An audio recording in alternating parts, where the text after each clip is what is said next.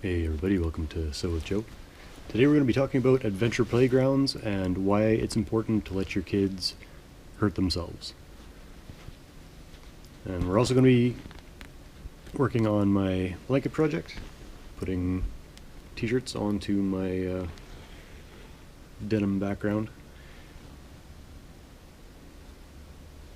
All this stuff is pretty old. Well, some of the t-shirts not so much so, but anyways, unsafe playgrounds might be the best thing that you can do for your kids. Now,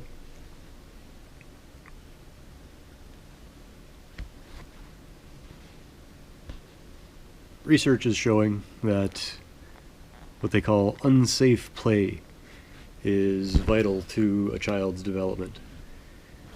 And I absolutely agree. So what's been happening is so-called adventure playgrounds or risky playgrounds have been becoming, or are becoming, more popular, I should say. And something that's been around in the UK for quite a while, since the 40s. But it's a newer thing in North America, and becoming more popular worldwide. People are realizing that the rubber-coated playgrounds maybe aren't the best things for a child's development.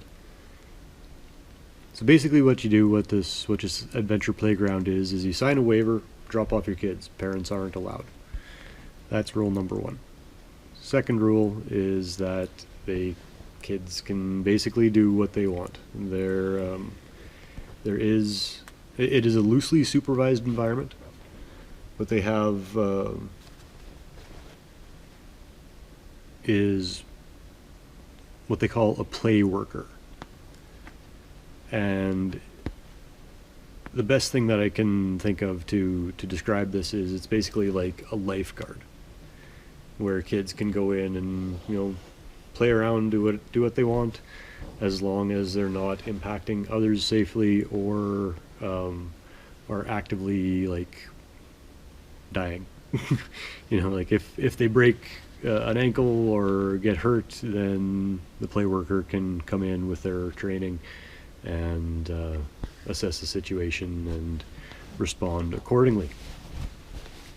So we basically have playground lifeguards, and kids can do what they want. It encourages unsupervised social interaction. These places contain real tools: hammers, saws, nails, bits of wood, also natural things like thorn brushes, boulders, things that you'll learn if you go and touch them that it hurts. You don't have to wait until you're an adult to get your finger pricked by a thorn bush and know that it hurts. There's the boulders. You realize that, if I hit my head on this, it hurts. Or if I stand on this and jump off and I land the wrong way, that's not good either.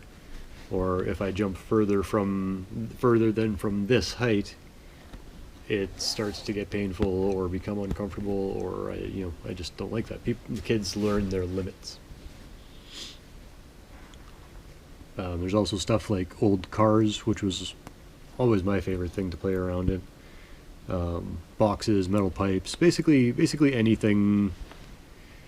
To me, I'll put it this way: that it seems like growing up on the farm.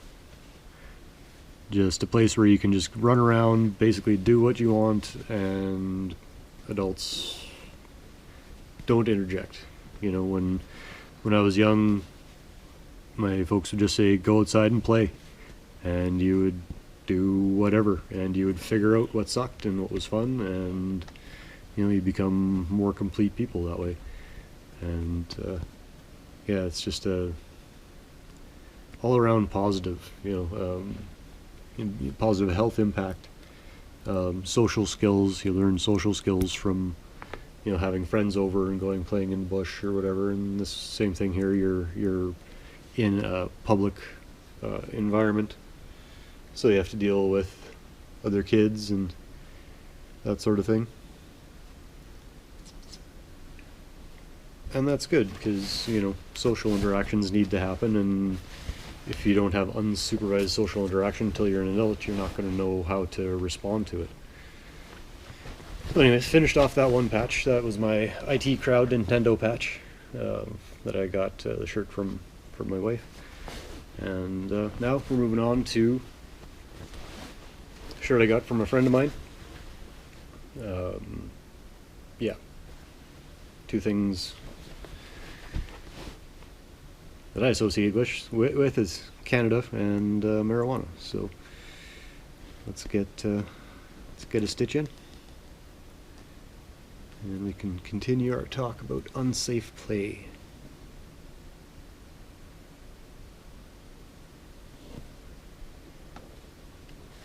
Other stuff that it helps develop are a sense of responsibility.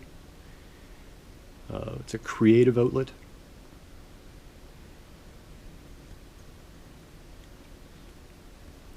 Kids learn risk assessment.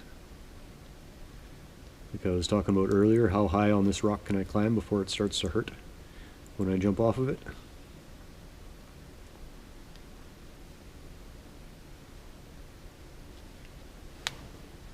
You don't get that false sense of security, like in the rubberized playgrounds.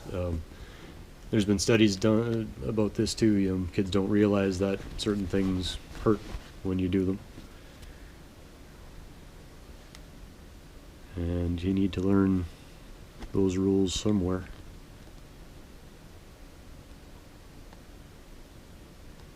So, risky playgrounds. Adventure playgrounds. That might be it might be a little more appealing to the North American audience than risky playgrounds. Oh no, I can't have my children at risk. Oh, it's an adventure. There we go. That'll get them in the door.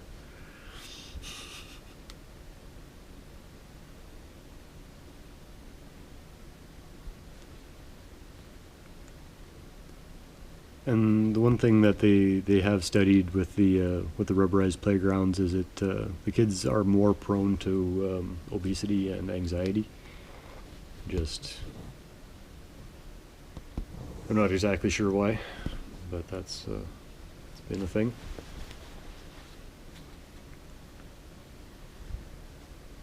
And the way that one of the people involved with one of the adventure playgrounds described it was that they used the analogy of a ladder, and they want to remove the hazards but leave the risks.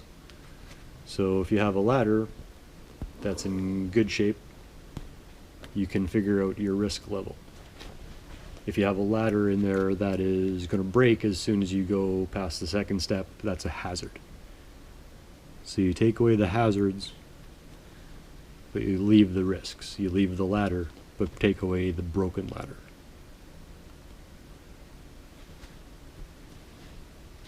And it's another good analogy for the kids determining their own level of involvement in this ladder, is that, if you have a ladder, some kids will look at the ladder.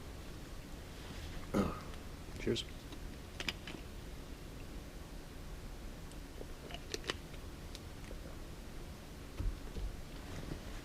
Some kids will pick it up and move it around and put it places. Some kids will go up one step, and that's all.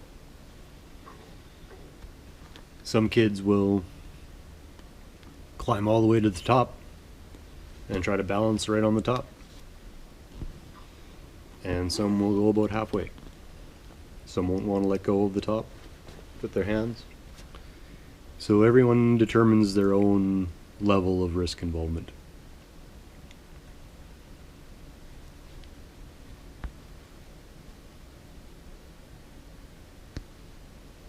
And then one kid sees another kid doing something, and they go, "Oh man, I could do that too."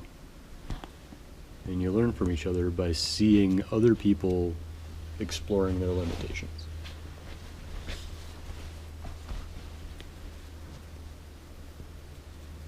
Apparently I have a fly visiting me.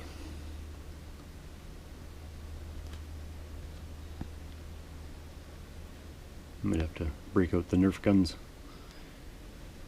Some fly hunting.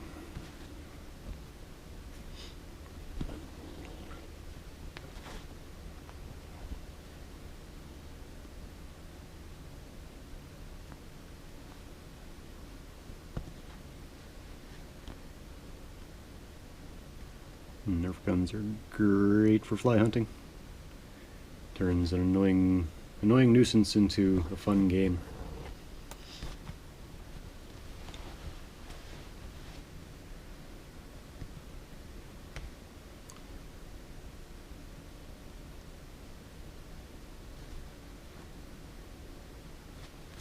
One of the bigger things we've done for our mental health out here. There are lots of flies. And we just determined that we are going to be okay with there being a lot of Nerf darts laying around everywhere, and that is just going to be life. Yeah, clean them up, obviously, in between, but have fun with it.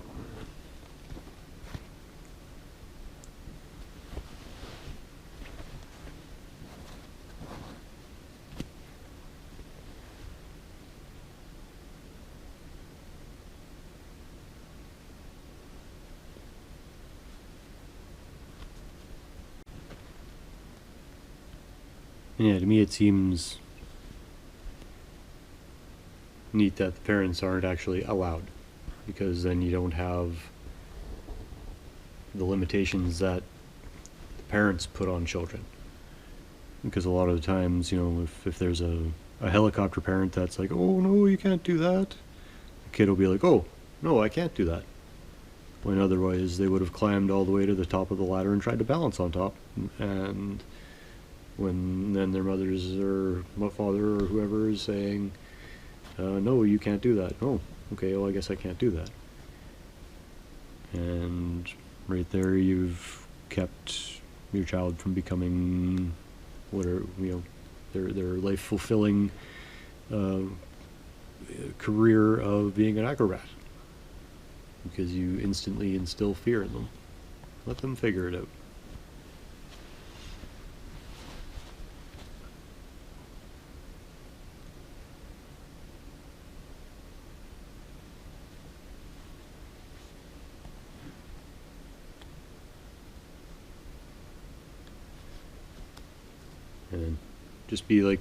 And just be like when I was younger, you know, you go out and explore the farm, explore the neighborhood, and have fun.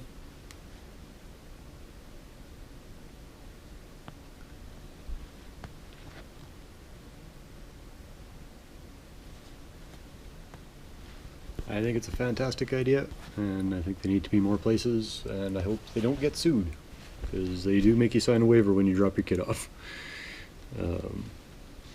And apparently, out of all of the ones in North America, the only, like, big thing that's happened is one kid broke their ankle. I don't know if that's an up-to-date, reliable stat or not, but the point I'm trying to get across is it's not as risky as the name Risky Playground indicates. So let your kid have some fun. They're going to come home with scrapes and bumps and bruises and stories about how they got every single one. So until next time, keep chilling. I forgot my cookie downstairs. Don't forget yours. Keep chilling. Peace.